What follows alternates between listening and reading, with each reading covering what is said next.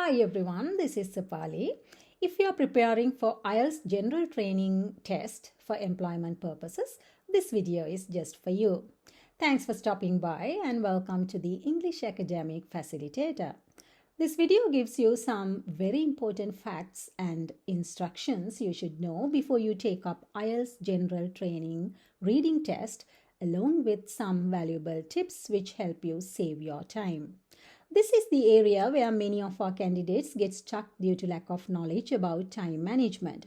If you follow these instructions and practice sample reading tasks as much as possible until you become comfortable with finishing the task within the given period, reaching band 9 won't be impossible at all.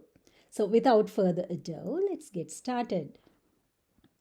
IELTS General Reading Assessment consists of 3 sections where you get real passages taken from various sources such as books, magazines, newspapers, notices, advertisements, company handbooks, official documents, etc. You are getting 3 or 4 paragraphs for 3 sections. The first 2 have 14 questions each, and the last one, which is the toughest and a somewhat complex section, has 12 questions. Here are some general instructions for all 3 sections.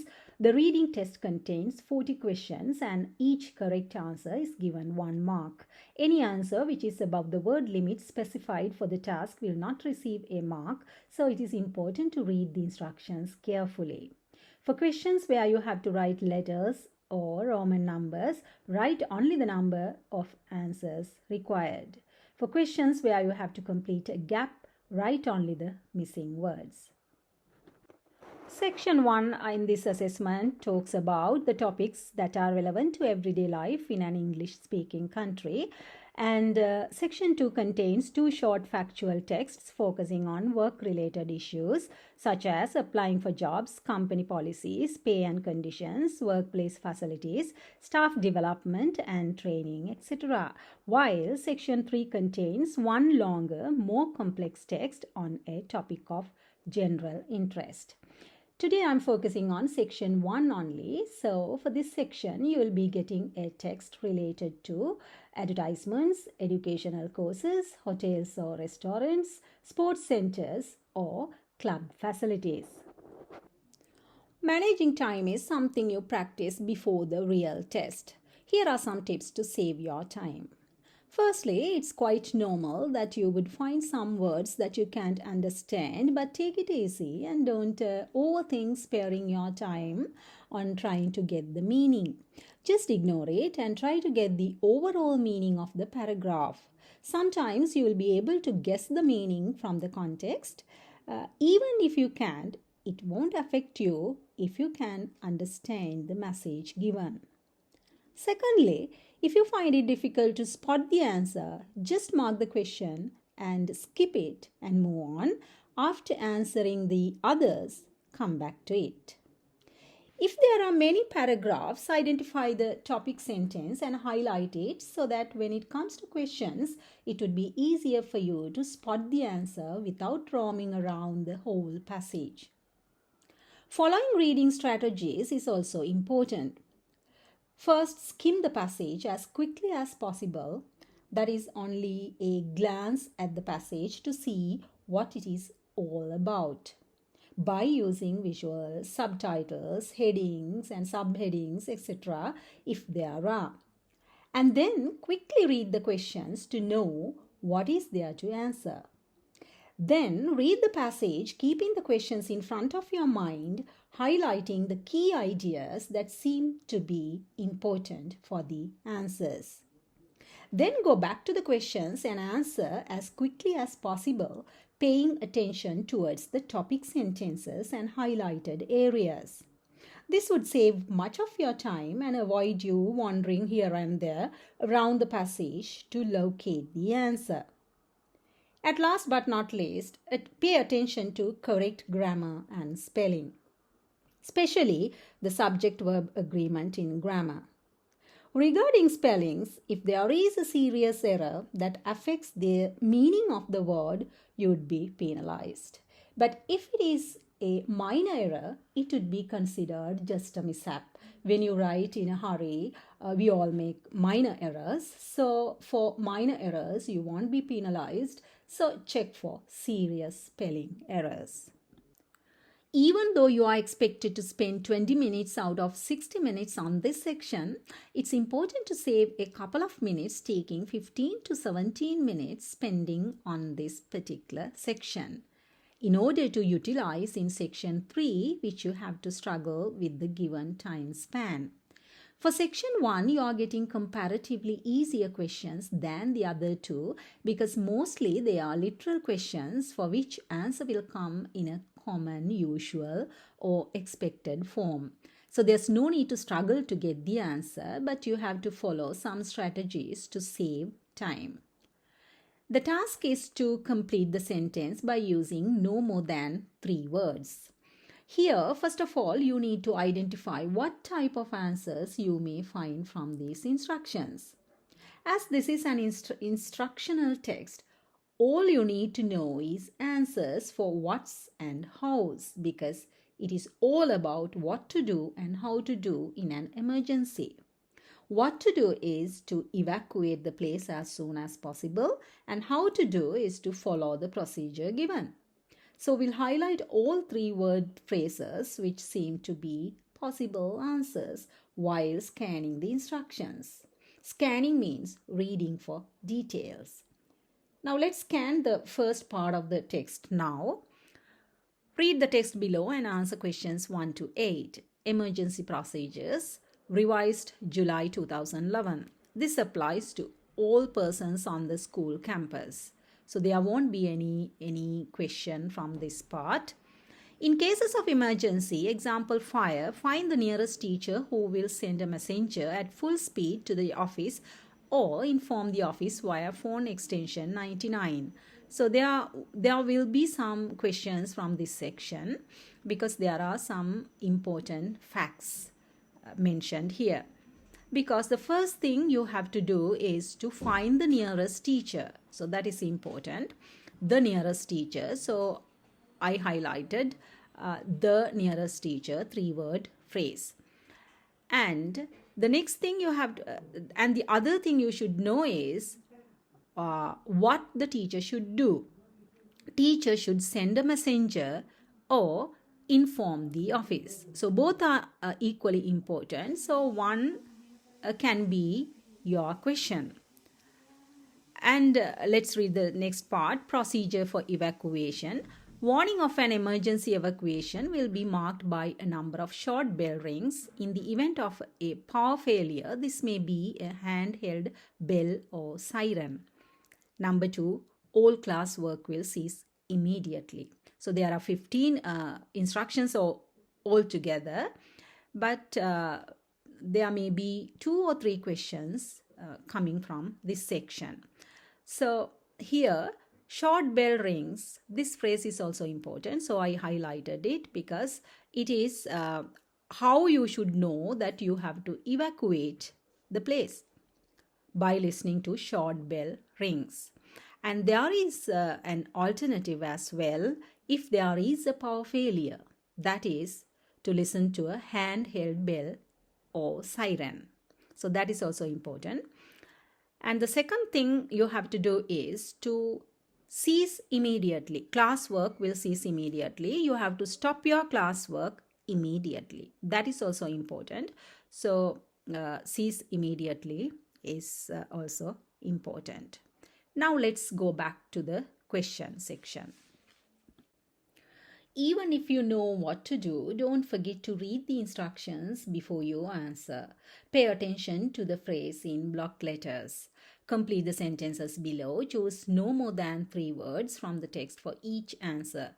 Write your answers in boxes 1 to 8 on your answer sheet. As we have highlighted key phrases, now you need not to spend much time to transfer the phrase into your answer sheet. Number 1, in an emergency, a teacher will either phone the office or send a messenger. The signal for evacuation will normally be several short bell rings. You can transfer the answers from the highlighted areas easily. Now let's carry on scanning the rest of the text. Students will leave their bags, books, and other possessions where they are. That won't be of much importance. Next one is teachers will take the class rolls. Marking class rolls is an important duty for the teachers in such a situation, so I took it into consideration.